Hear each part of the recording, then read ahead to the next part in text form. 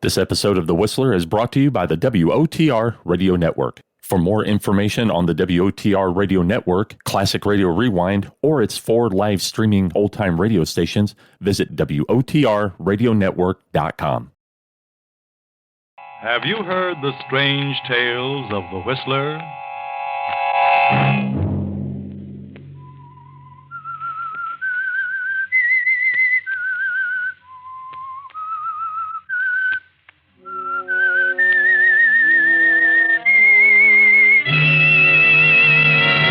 I'm the Whistler.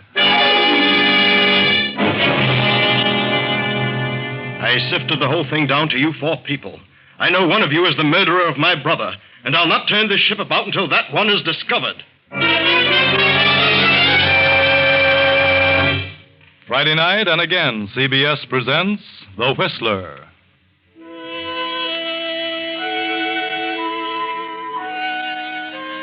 I, the Whistler, know many things, for I walk by night. I know many strange tales, many secrets hidden in the hearts of men and women who have stepped into the shadows. And so I tell you tonight the strange story of Eye for an Eye. Just before dawn of a day in 1940, a small seagoing yacht with a crew of 4 and a passenger list of 5 puts out from the Honolulu Yacht Basin and heads southwest into the open sea. This is the yacht of Dr. Paul Durant, scientist and marine biologist, for many years a resident of the islands. Dr. Durant is already in the wardroom as one by one his guests arrive for breakfast. Keep your course due southwest, Captain. Due southwest? This summer weather is treacherous. Due southwest. I'll tell you when to put about. Yes, Doctor. Just as you say. Morning, Doctor. Oh, come in, Professor Mallory. Breakfast in a few minutes. I've been on deck for some time, Doctor. I can't understand it. We seem to have lost sight of land. Have we? Well, fog, perhaps. No sign of fog. I thought we were going to cruise around the island. Oh, well, it gets too rough when you stay close to shore. Does it? Good morning, everybody. Where on earth are we? I don't see land anyplace. What goes? I have a feeling we're miles out to sea. Do you, Owner? I had the same idea, Owner. I ordered the ship out to deeper water so we could do a bit of hunting. Hunting? Hunting for a nice school of big fish. A lot of killers out here now. We should be able to catch one of them. Good morning. Doctor, I'd like to ask you a question. Yes, I'm sure I know what it is, and I'm sure I can answer it. Why are we so far out to sea? Yes. Well, Karen, it's because I want Doc, I want to talk to you. Oh, come in, Hal.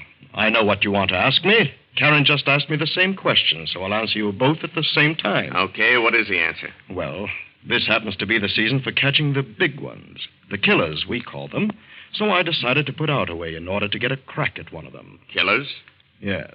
Apparently you're not a fisherman, Hal. But I'm sure you'll find it interesting. Hey, look, Doc, what's on your mind? I've been suspicious of you ever since you invited me on this weekend cruise. Have you, Mr. Norton? Why? Why should you ask me on this cruise? I don't know you that well. I've seen you many times. Your brother introduced us at the gambling joint, but, well, I wouldn't think too much about it, Hal. I must say this is a peculiar group for you to select, Doctor. You think so, Professor? You all knew each other, didn't you? Well, yes, in a way. I know the professor, but I've never been friendly with Hal Norton or Owner Raymond. I know Hal Norton's a gambler, and Owner's a nightclub singer. I've known Ona for several years. I know Miss Karen Somerset's a social deb, and the professor's John Mallory. I've seen him at various times. Then if you all know that much about each other, I should think this is an opportunity to really get acquainted. Who said we wanted to? Doctor, please turn around and go back. Please. No, I can't. Why not? I'll tell you. You all know that 3 months ago my brother Gerald was murdered. The murderer was never found. You 4 people were the ones selected. Selected for what? I've sifted the whole thing down to you 4. The ones with the most likely motives for wanting to kill him. I know that one of you 4 is the murderer. I'm not going back until the guilty one is discovered or confesses. I won't turn about, even if I have to kill you all. I can blow this ship to pieces with a touch of a button, and I will. Well, now that you know why you're here, each one of you had best guard himself carefully. For if the killer is exposed, he'll try to protect himself. Breakfast is ready, Doctor. Oh, yes. Let us forget the situation for the moment and enjoy our breakfast. Come, friends.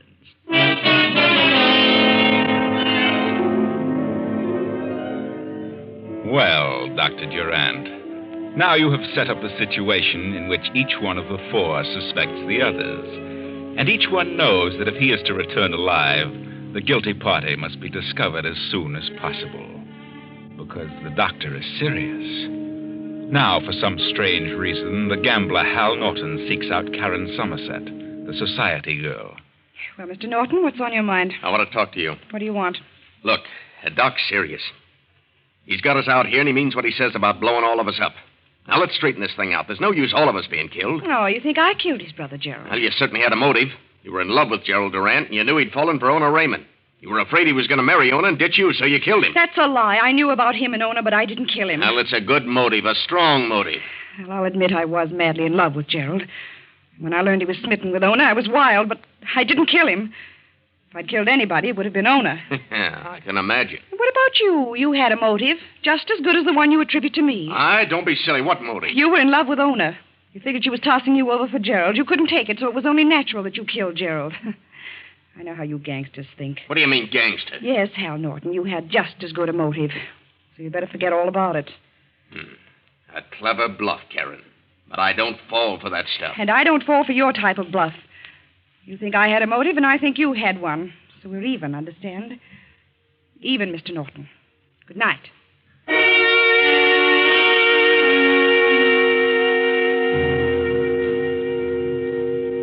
Well, so that is the situation between Karen Somerset, the society girl, and Hal Norton, the gambler. Now let us see what Professor John Mallory and the nightclub singer Ona Raymond have to say about it. Oh, hello, Professor. What do you want? I'd like to talk to you, Miss Raymond. Don't be so formal. My name is Ona. Of course. You're aware that the situation existing aboard this yacht is most serious. Maybe. Dr. Durant means exactly what he says. I think he's temporarily unbalanced. He's convinced that one of us killed his brother. And what do you think should be done? I think the guilty one should confess and save the lives of the ones who are innocent. I agree. So, why don't you confess, Professor? What? You certainly had a motive. You were in love with Karen Somerset. She refused you because she was in love with the doctor's brother. Turned you upside down and you couldn't take it, so you killed Gerald. What are you talking about? That's good pure motive. imagination. It's a good motive. Motive? If anyone had a motive to kill Gerald, it was you. That's sure silly. No, Ona, you. You had the best motive of all of us. And I can tell you what it was. What? You, for the first time, decided you wanted to get married. You asked Gerald Durant to marry you. And he told you he had no intentions of marriage. You were furious. You knew then that he wasn't in love with you. That he was really in love with Karen. So you did the only thing one of your kind could think of. You killed him. You. Why, you get out of here. Get out. You did it, and I know you did, and I'll prove it if I die in the attempt.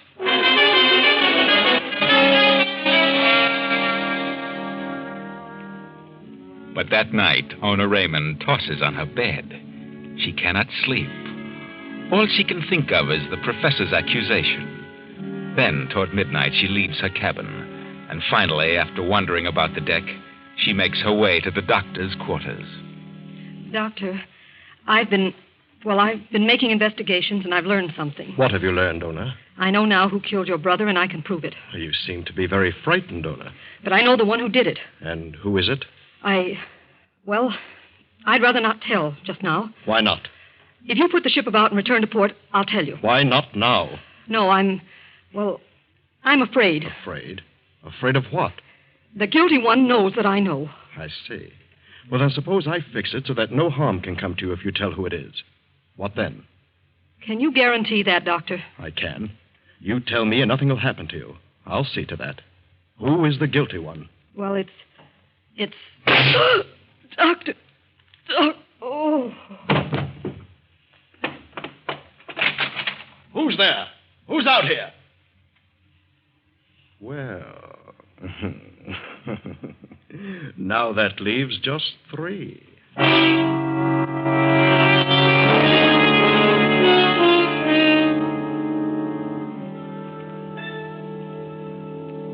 What is it, Doctor? Yeah, what's up now? Come in, Karen. Come in, Hal. What's that on the floor? What's happened? Remove the sheet, Captain. Let them see what's happened. Very well. Good Lord. Why, it's Ona Raymond. Ona? When did this happen? Just 15 minutes ago. Surely one of you knows all about it. Where did it happen? She was standing right there. She was just about to disclose some information regarding the killer of my brother when there was a shot from that window. I ran to the door, but there was no one in sight. Where were you, Karen, 15 minutes ago? Well, I was in my cabin. And where were you, Professor Mallory? I was on the deck. On the deck, huh? And now may I ask, where were you? Are you crazy? Why should I want to kill Ona? I was in love with her. That may be true, but maybe she was about to tell the doctor something you didn't want to know. You're nuts. Just where were you 15 minutes ago, Hal? Why, I was in my cabin. In your cabin? And you didn't hear the shot? I did not. You say you were in love with Ona. But did you love her enough to let her reveal the murderer of my brother? Especially if you were the murderer? You'd better be sure before you start accusing me, brother. I merely asked a hypothetical question. Well, why don't you try some hypothetical questions on Karen and the professor here? They had just as good reasons to get rid of your brother. And Ona, if she was going to spill something. Ona's dead. That obviously eliminates her. Yeah? How do we know? Maybe you figured she was the one who killed your brother and you let her have it. And figure you can blame it on one of us. Dr. Durant, this is getting out of hand. I insist that we put about and return to port before anything else happens. If there's a killer on this yacht, let's go back and allow the authorities to handle it. And I refuse to do so, Captain. This is my yacht. And I am the captain. Are you? Well, if you interfere in my plan, I can very easily take care of that.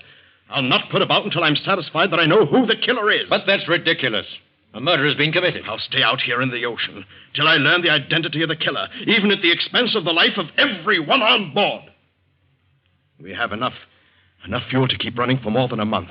And if the engines are turned off, why, we can drift for many months. What about food and fresh water? If it's necessary to stay out that long, then when hunger and thirst come along, maybe one of you will be ready to talk. Why, you're crazier than I thought. Oh, Captain, have this body removed and placed in ice. I want to take back all the evidence. Well, I think you may all return to your quarters. Good night. Yes. Good night, Doctor. I'll go along with you, Karen. I'd like to... Professor, I'd prefer that you didn't. Didn't what? That you didn't talk to Miss Somerset. Go to your own cabins, if you please. Very well. Good night. Well, what are you waiting for, Hal? Look, Doc, are you really serious about this business of staying out here until we run out of water and food? If necessary. Look, suppose I tip you off to something. Tip me off? I'd rather have something definite, Mr. Norton. Yeah, I discovered something. I know who killed Ona. So whoever killed Ona must have been the one who killed your brother. Right? It sounds logical. Go on. Well, if I'd killed Gerald because of Ona, it doesn't make sense that I'd kill the girl I loved. Go on, I follow you. The one who killed Ona certainly didn't care about her. Therefore, it must have been one of the other two. Either Karen or the professor. Yes? Well, I discovered something. Who is it? In view of what happened to Ona when she tried to tell you something I'd rather not say just now. And when would you like to tell what you know? You turn this boat around, head for home. And just before we reach port, I'll tell you. Oh, I'm not that stupid. You're stalling for time. I'm not. I know who shot Ona. I'll tell you what, Hal. I'll wait another week, and if nothing happens, if the guilty one isn't found, then I'll turn around and accept your proposition. But you'd better know what you're talking about. Don't worry, I know. I know plenty. Good night. Good night, Hal.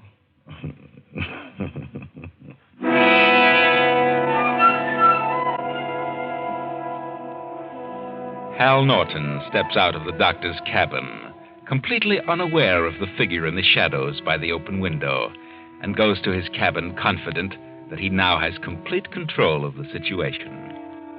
A few moments later, the captain in his cabin is manipulating the radio phone, attempting to make contact with the mainland. Hello? Hello? Hello? Hello, this is the yacht Mongoose calling. The Mongoose calling. Hello? Hello, Mongoose to mainland. Yacht Mongoose calling Globe Radio.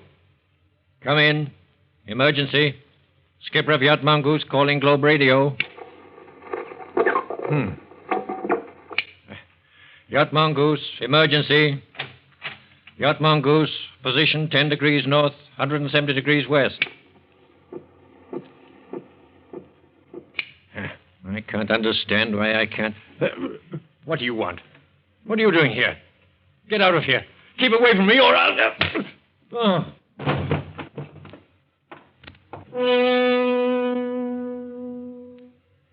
Now, with 2 murder victims aboard, the ill-fated yacht and its strange cargo pushes on south and west, Ona Raymond dead, and now the captain, and the radio phone damaged beyond repair.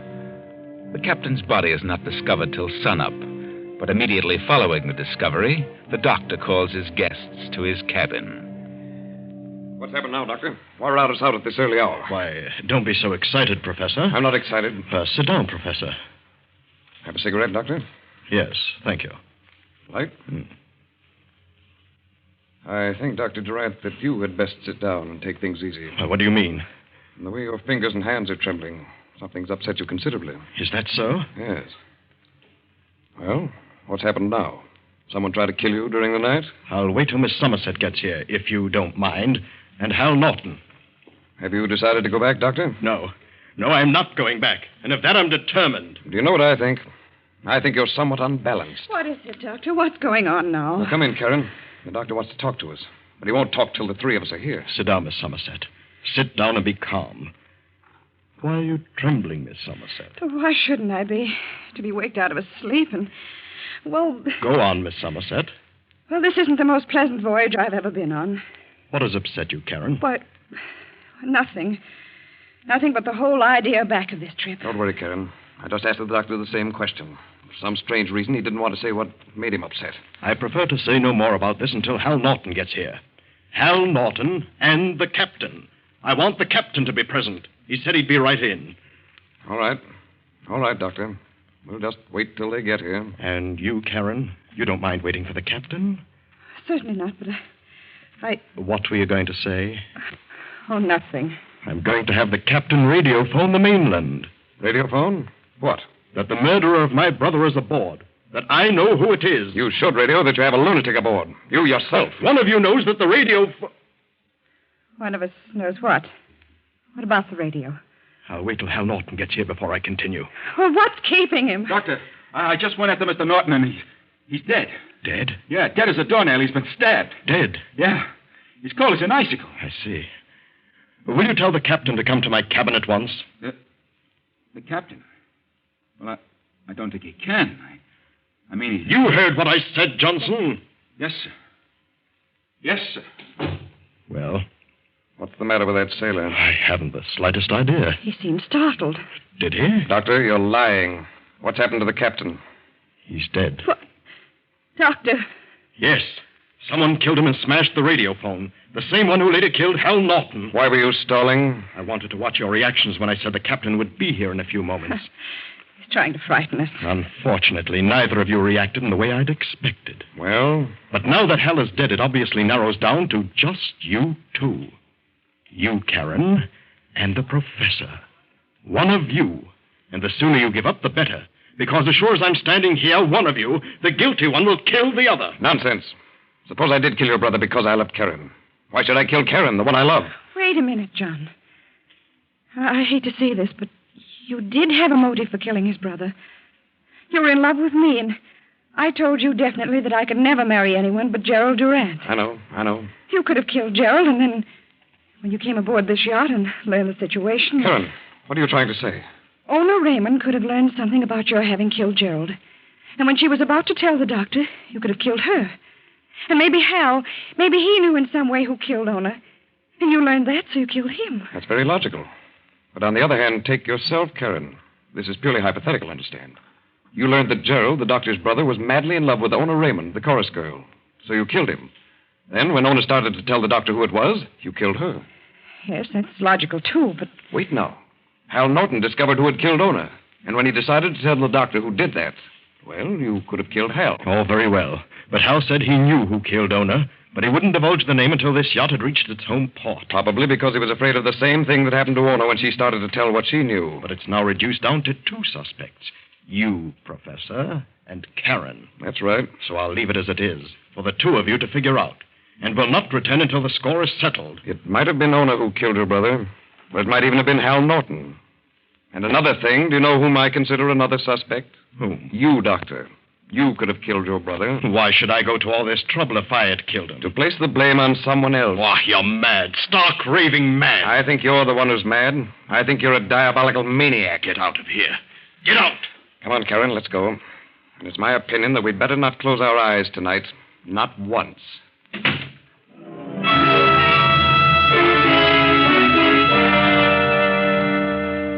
A few hours later, the professor steps up to the doctor's cabin door, tries the knob, works a key in the lock, and steps inside.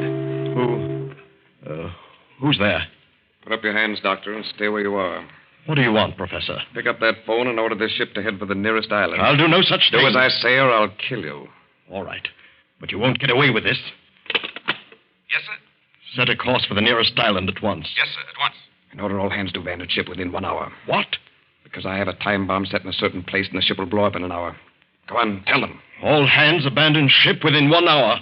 Why, sir, what's happened? Tell him not to stop the engines. Don't stop the engines. I understand, sir. That you yourself have hidden the bomb, and the ship will blow up in an hour. Go on. I've planted a time bomb in the yacht, and it'll blow up in an hour. What? Why, yes, sir, I'll give the orders at once. Doctor, Abandon ship. Hang up. Abandon ship. Now, Dr. Durant, you might as well sit down on that bed and relax. Relax? How can I relax? Like this. That will keep you quiet, Doctor. Abandon ship!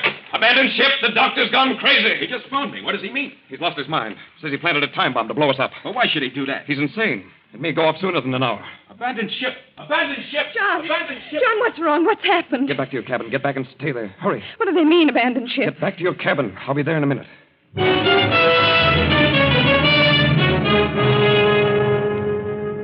The hands abandon ship, and when they are well away from the yacht, the professor rushes below deck and opens the seacocks. And as the water rushes in, he hurries to Karen's cabin. Karen, come on. No, not until you tell me what's happened. There isn't time for that. I'll explain later. Hurry, up on deck. The ship's sinking. What? Come on, we haven't a moment to lose. John, it is. It is sinking. What's happened? The doctor went crazy. He tried to sink the ship with a bomb and kill us both. Come on. There's a raft. We'll get off before it blows up. Hurry.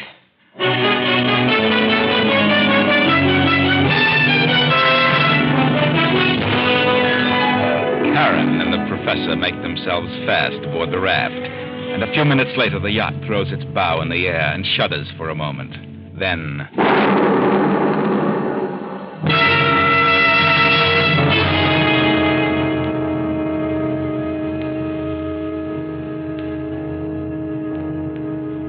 Weeks pass, and Karen and the professor, much to their sorrow, have found they selected a raft short on provisions, little water or food. Now the tropic sun is slowly devouring them. John. Yes, Karen? Are you sure there's land around here? I thought there was. Or what, John? I wouldn't have done it. Why don't you tell me the truth, John? What happened? Well, I did it. I sank the ship. You? Why? The doctor was insane.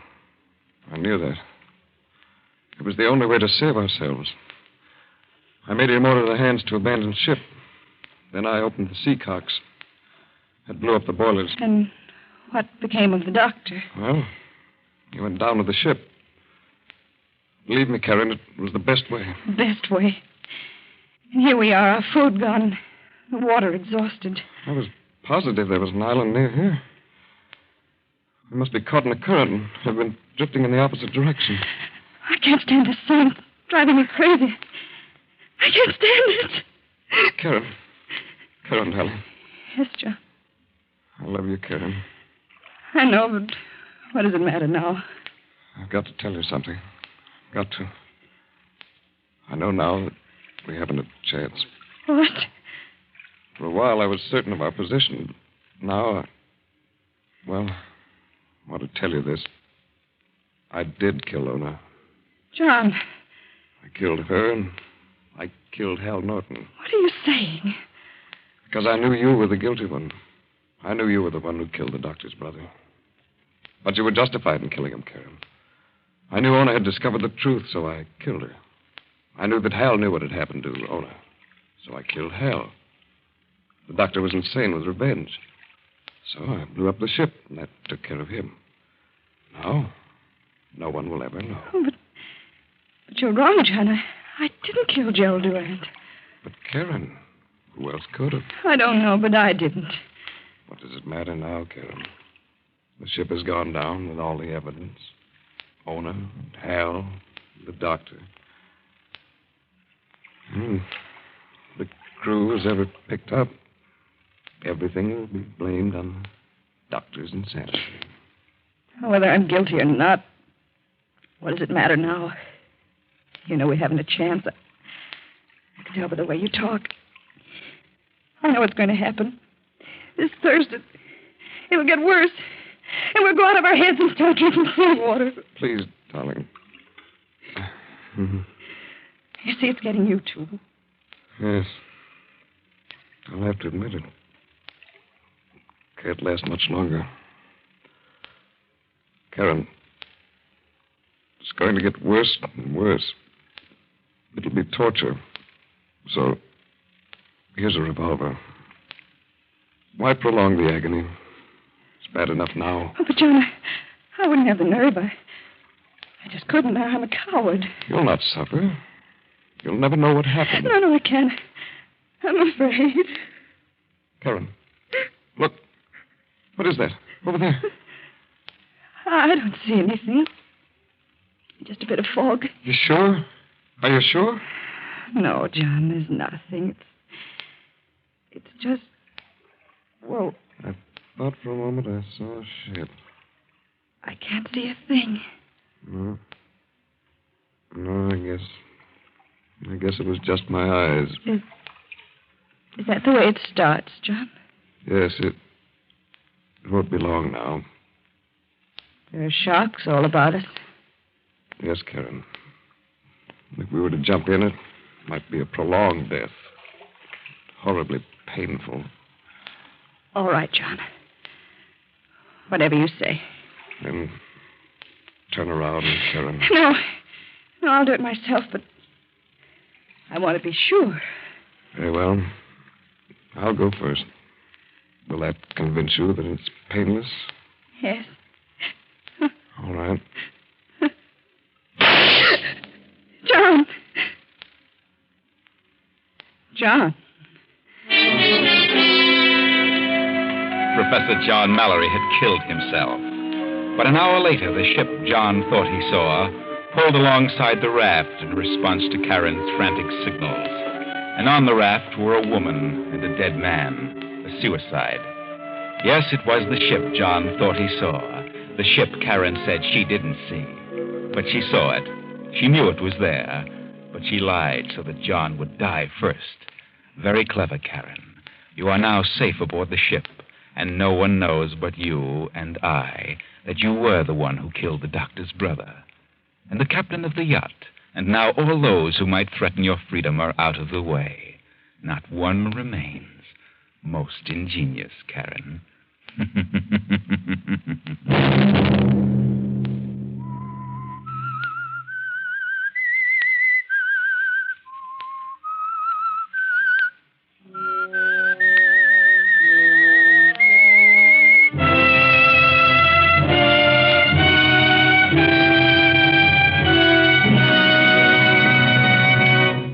CBS has presented The Whistler.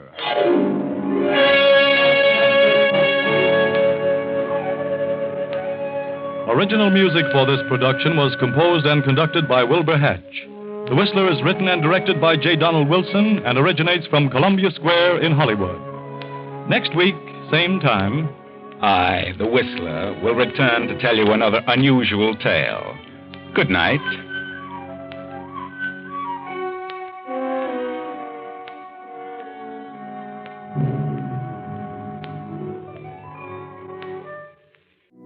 You're listening to the WOTR Radio Network.